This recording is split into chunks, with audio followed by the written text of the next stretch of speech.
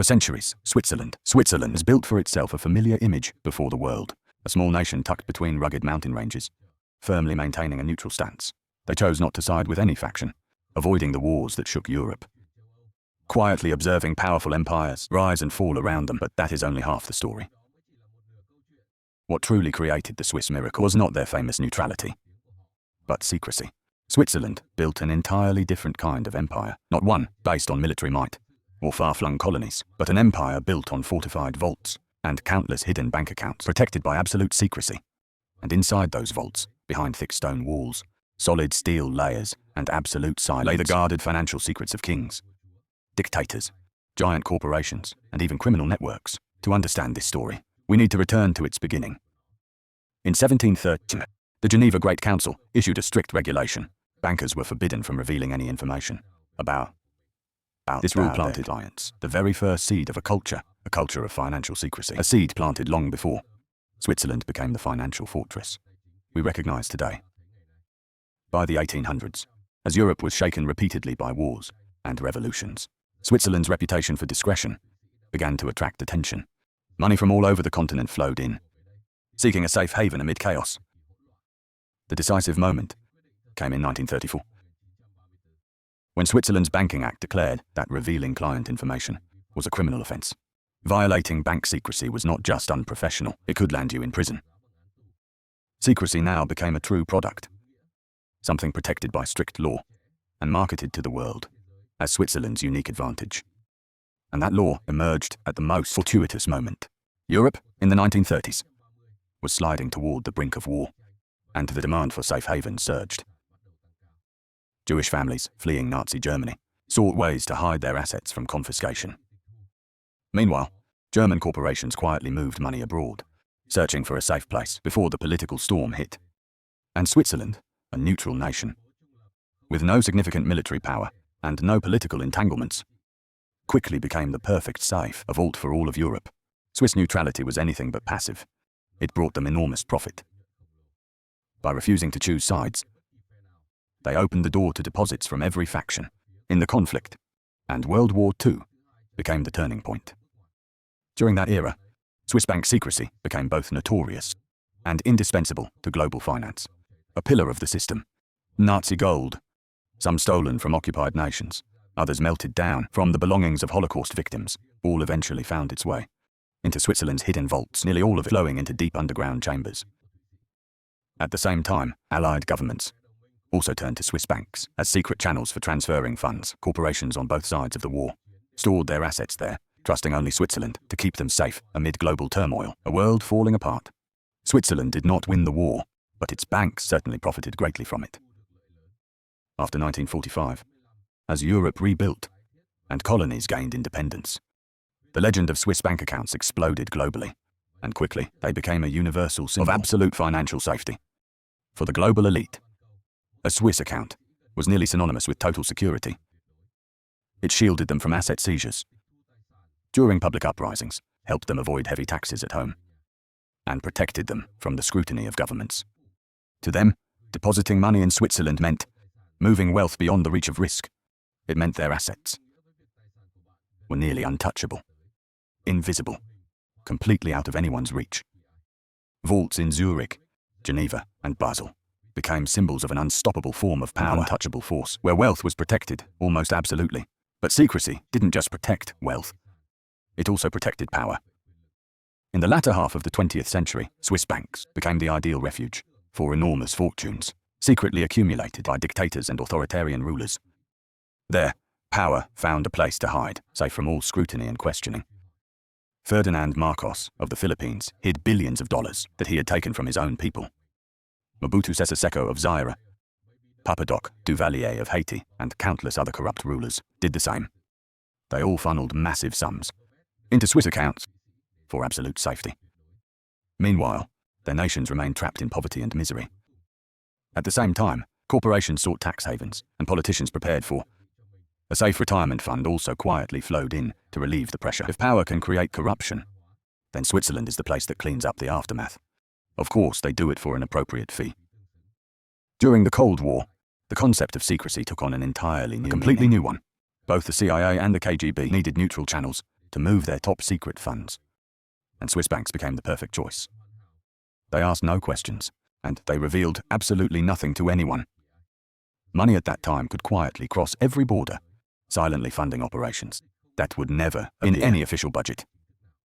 The Cold War could erupt in Berlin, in Cuba, or in Vietnam, but the money sustaining it often flowed quietly, discreetly, through Zurich. By the 1980s and 1990s, Switzerland's silence had become an iconic symbol in popular culture, a familiar trope in mass media. Hollywood constantly portrayed villains, with Swiss bank accounts as symbols of mysterious wealth and power in the shadows. Politicians loudly criticized offshore tax havens, but rarely did they actually shut them down. Everyone knows the term, but very few truly understand what it really means. Because the truth is, a Swiss account is nothing like a vault stacked with gold, as many imagine. It is, in fact, a sophisticated ecosystem, with lawyers working behind the scenes, shell companies created solely to hide traces, and numbered accounts designed to erase every clue about the owner's identity. The owner. And for decades, that protective shield was nearly impenetrable. Entering the late 20th century, Swiss banks were no longer just places storing dictators' fortunes or funding covert operations. They had risen to become a global brand, synonymous with absolute security and unmatched discretion. Secrecy was the product they sold, and they marketed it confidently, just like luxury watchmakers, boasting about perfect precision. In that world, numbered accounts became the signature symbol. No names, no questions. Just anonymous strings of numbers, with hidden deposits behind them. If you owned such an account, you had entered the world's underground aristocracy. Your assets became invisible to tax authorities, immune to political turmoil, and protected by one of the strictest security systems on Earth, the world. The bigger the secrets, the more unavoidable the scandals. By the 1990s, pressure began rising sharply. Families of Holocaust victims spoke up, demanding the truth about assets, confiscated by the Nazis, and later deposited in Swiss banks, where they remained untouched for half a century. Investigations revealed an uncomfortable truth. Some institutions not only profited during the war, but also continued to benefit afterward. They delayed, avoided returning assets to their rightful heirs. Switzerland's neutral reputation suddenly seemed far less noble, almost like silent complicity. Under international pressure, the banks eventually agreed to pay billions in settlements, but the damage to their reputation lingered for years. At the same time, governments facing growing budget deficits were increasingly impatient about the tax losses caused by offshore secrecy. For decades, the wealthy could easily hide assets while ordinary citizens back home faced audits and paycheck deductions, and constant withholding on every paycheck. It was a form of financial discrimination, transparency for the masses, invisibility for the elite. In the United States, a major turning point came in 2008, when the US Department of Justice decided to prosecute UBS, one of Switzerland's largest banks. The case revealed how UBS employees actively helped wealthy Americans hide assets from the IRS, some even smuggling diamonds inside toothpaste tubes. Facing criminal prosecution, UBS was forced to hand over the names of thousands of clients, a move that shattered the myth that Swiss banking secrecy was untouchable. This was the first real crack in that treasure vault's door. In the years that followed, the US forced Switzerland to comply with FATCA, the Foreign Account Tax Compliance Act. This regulation required Swiss banks to fully report the assets of US citizens. Many other countries soon followed, through OECD agreements, demanding automatic financial information sharing. For the first time in centuries, Swiss banking secrecy was no longer absolute. But don't mistake cracks for collapse. The treasure vault didn't disappear. It simply changed form. Smart money didn't evaporate.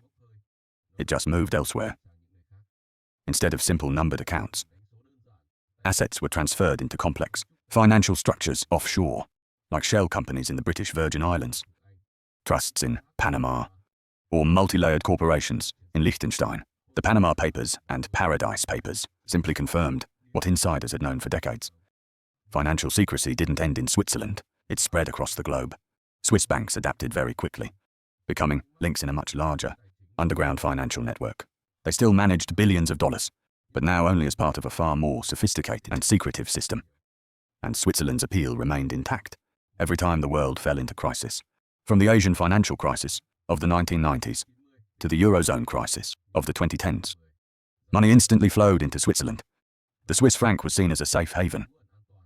Its political system was stable, its banks extremely discreet, Even when financial secrecy laws loosened, Switzerland's reputation for safety never faded.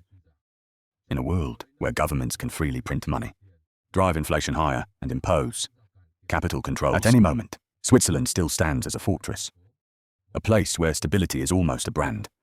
The irony here is obvious.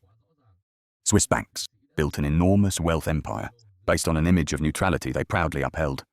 But that neutrality was never free. It was not neutrality in a moral sense. They were neutral in a business sense. They served anyone and accepted any deposits, managed any asset portfolio, as long as the fees were paid in full. From dictators to democrats to multinational corporations, spies, and oligarchs, everyone was welcome. The vaults of Switzerland never asked where the assets came from. The only thing they were loyal to was secrecy. And when we look at that reality, we have to ask ourselves, where does this lead the world today? The myth of Switzerland's inviolable vaults may not shine as brightly as before, but the core lessons of Swiss banking secrecy still quietly shape the way the entire global financial system operates. The elite have learned how to hide wealth. It no longer sits still in numbered accounts on Bahnhofstrasse. It weaves through networks of shell companies, trusts, and multi-layered structures that obscure the real owners. Secrecy has now been democratized, globalized, and made far harder to trace. Swiss banks, while forced to abandon some old methods, still remain central players in this underground economy. The winners are easy to see. The elite still enjoy the privileges they always have. Billionaires and multinational corporations use secret structures to shield profits from taxes. They quietly move money across borders with ease. Meanwhile, ordinary citizens back home bear the full tax burden. Politicians involved in scandals, sanctioned oligarchs, and overthrown dictators. Time and time again, investigators discover that Swiss accounts or offshore structures quietly protected the assets they stole. For the global ultra-rich, secrecy is resilience. But for the rest of us, transparency is an obligation, and the cost of that imbalance falls on ordinary people. When the elite hide their wealth, governments lose tax revenue. That gap must be filled by taxing workers more or by borrowing more. And borrowing creates inflation. Inflation erodes the savings of the public.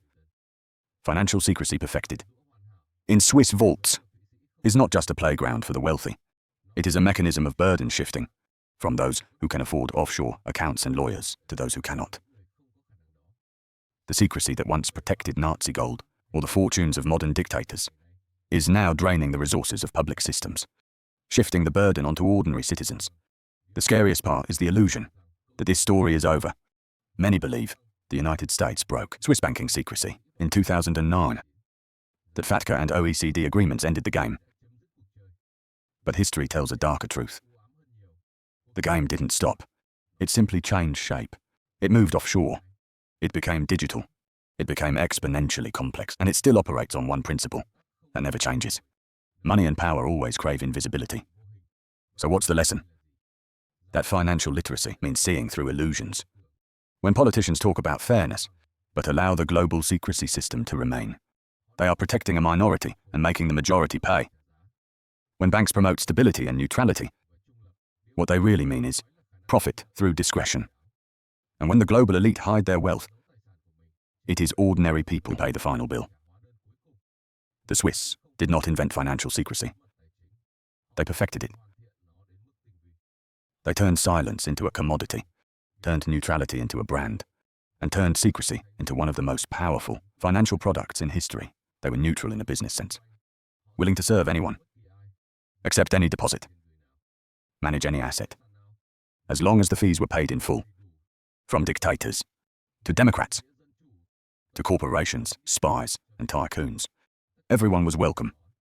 Perhaps Switzerland opened its vault doors slightly under global pressure, but the real secrets, how power protects itself, how wealth evades responsibility, all still exist and thrive.